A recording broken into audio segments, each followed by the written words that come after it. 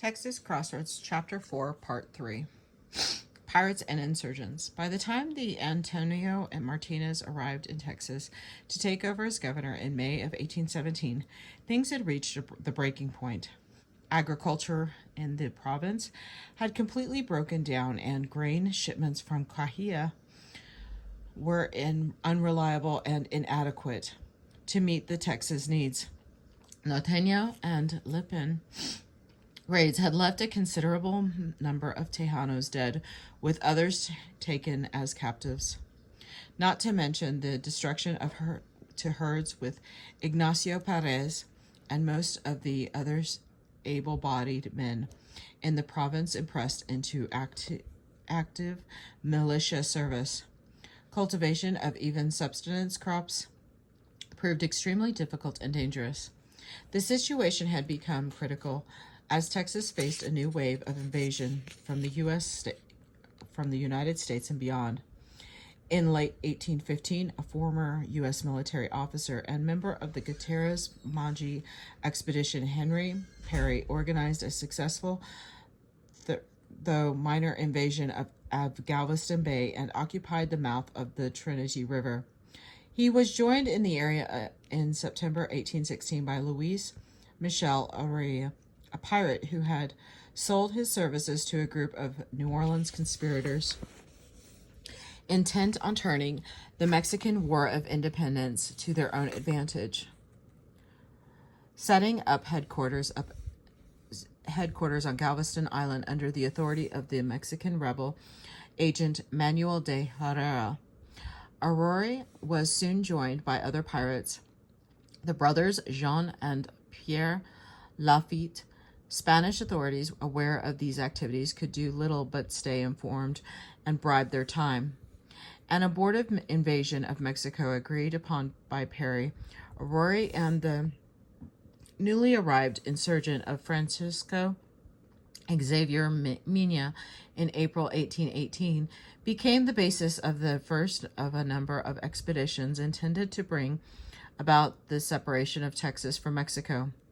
After a falling out among the three leaders, Perry decided to lead his men to La Bahia. When Governor Martinez received word of Perry's arrival at Matagorda Bay, he transmitted the information to Commandant General Arredondo, along with a general assessment of how things stood. The pitiful condition of La Bahia commander Castanada's few forces, in addition to his lack of supplies for subsistence, they were unmounted and barefooted, does not permit him to select parties to go out on observation duty on those whom he does send in this condition go at full risk. And I am almost in the same situation. Now I cannot furnish him any kind of assistance in regard to the forces. I have 50 men at Rio Grande to transport corn, as I have already told you, and 100 men commanded by Lieutenant Colonel Don Ignacio Perez have had to go out to punish large bands of Indians who raid us quite frequently. I am alone in this capital with 30 or 40 men, most of whom are ill, and I cannot count on those who are not, because they are on foot, and the arms they have are useless. My sole protection depends on the few citizens who, without exception, are in exactly the same condition I have said the troops are in. Fortunately for the Royalists, on June 18th, on Martinez's subordinate caught up with Perry and his 43 men north of La Bahia and defeated the intruders.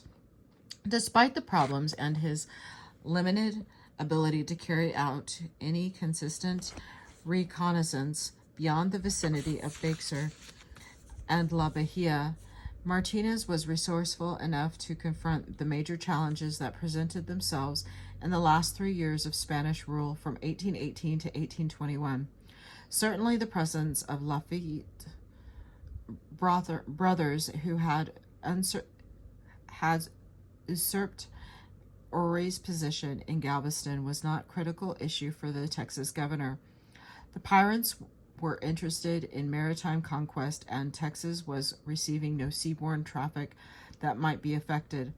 The Indians were intractable problems, but they had been so for a century. No, the challenge that concerned Martinez was one posed by foreign invaders who might seize Texas.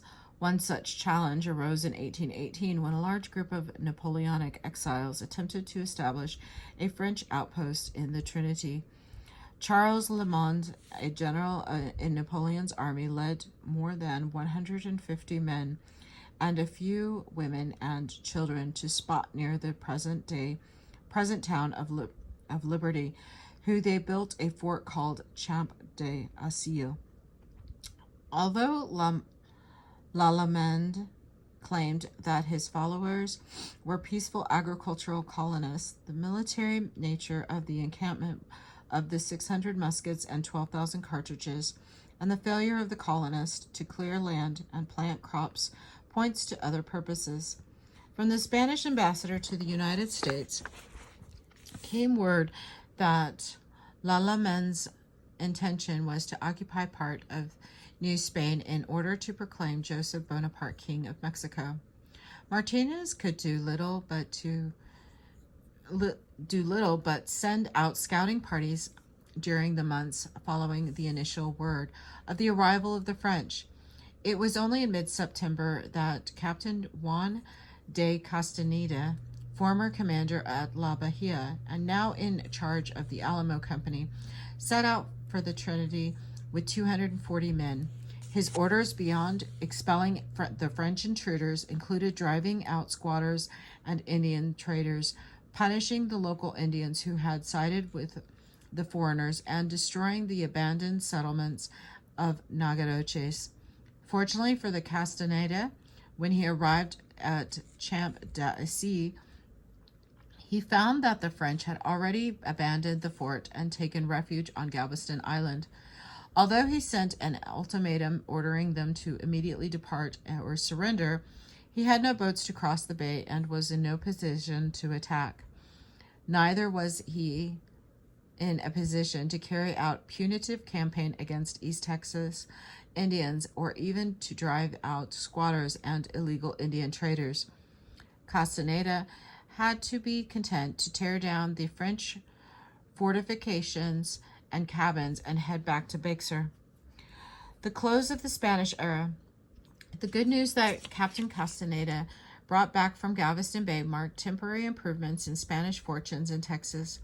U.S. interest in the last remaining vestige of the Spanish Empire in eastern North America brought more good fortune to Spanish authorities in New Spain. The following spring, although the United States had continued to claim Texas as part of the Louisiana Purchase, General Wilkinson's acceptance of the neutral ground in 1806 had weakened the U.S. position during and after the War of 1812, in which the Spanish crown tactically supported the British against the United States. Spanish Florida had become a haven for Creek and other Indians hostile to the United States, leading to 2 invasions of the province by Andrew Jackson's army. Expediency demanded that U.S. Secretary of State John Quincy Adams and Spanish ambassadors Luis de Onís reach agreement. In February 1819, they conducted a compromise.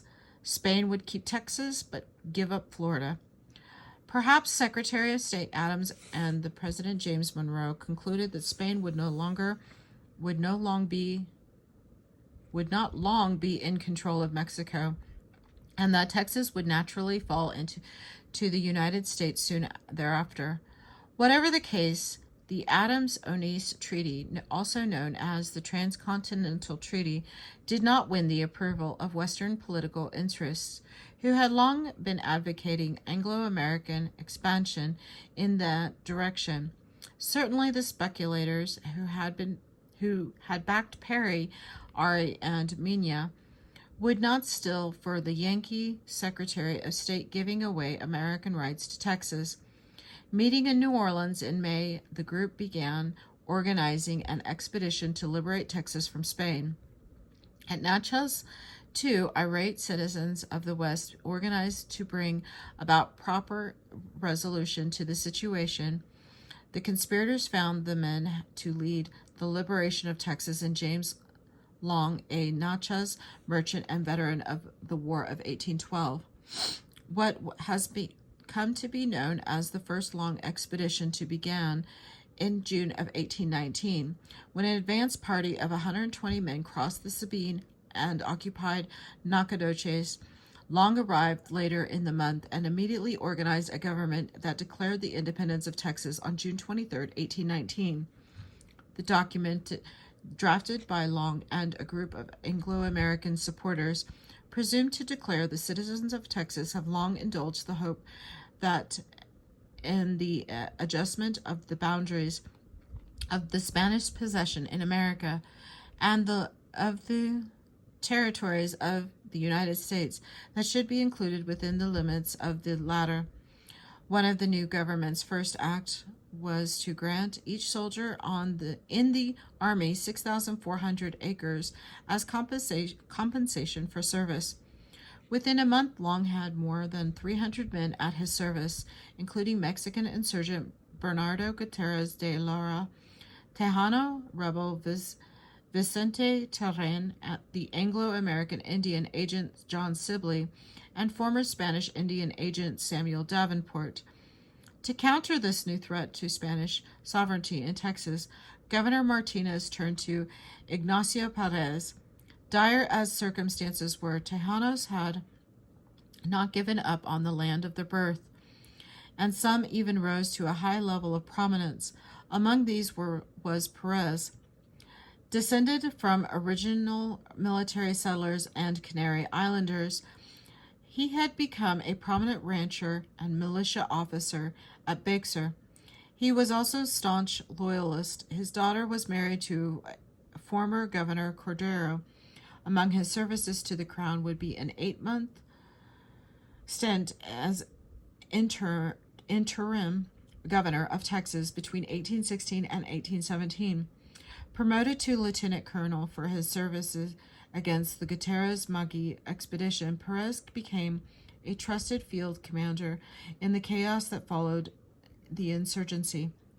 Now that Martinez, unsure of the size of the threat, reports filtering in ranged from several hundred to several thousand invaders, he could find no better man in whom to entrust the mission than Lieutenant Colonel Perez.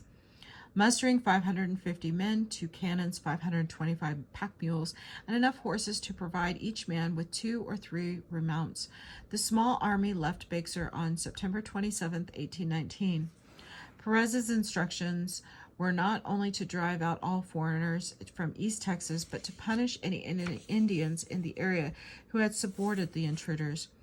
By the time Perez and his now reinforced command of 650 men reached Nacogdoches, Long and most of his men had withdrawn to Louisiana. A few stragglers were captured, but the danger seemed to have passed.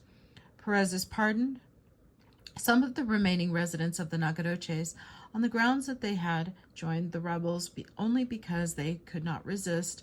The expedition returned to San Antonio by February 1820, a resounding though not total success, having captured 44 Anglo-American adventurers and Mexican rebels, and having expelled a large group of squatters he had allowed to cross over into the neutral ground. After fleeing the Nacogdoches, the president of the Supreme Council of the Republic of Texas proceeded to New Orleans. There he met with another Mexican insurgent, Jose Felix Trespalacios, a native of Chihuahua who had recently escaped a royalist dungeon in Mexico and was now preparing his own invasion of Texas. The two men decided to join forces, and by early 1820, Long had established new headquarters at Point Bolivar. There he remained until September 1821, when he marched for La Bahia. He captured the Presidio on October 4th, but was forced to surrender to Perez, who was now in the service of the new Mexican nation. The writing on the wall that long had failed to see or had chosen to ignore had been clearly visible for some time. A revolt by Spanish army waiting to sail for Spanish America to put down independence movements had forced Ferdinand VII to restore the liberal constitution of 1812. For Criollos, many of whom had lost faith in the legitimacy of Spanish government, the changes merely symbolized the continued instability of royal authority. One of those Criollos was a royalist officer named Agustin de Iturbide, sent into the field to crush the leading rebel Vicente Guerrero. Iturbide instead reached an agreement with him for the separation of Mexico from Spain, the Plan of Iguala, signed by the two men on February 24, 1821, consisted of three important clauses. 1. Continued special status of the Catholic Church in Mexican society. 2. The independence of Mexico as a constitutional monarchy. And 3. The equality between peninsulars and Criollos. Hesitant to appear rebellious after carefully cultivating their royalist connections since August 1813, Bexar's leader waited until the very last moment to endorse independence. Only on July 19, 2 months after Iturbide's triumphant army of the three guarantees entered Mexico City, did civilian and military officials take the oath to the new nation. A few days later, word arrived from La Bahia that its officials had also taken the oath. Spanish Texas was no more. Conclusion.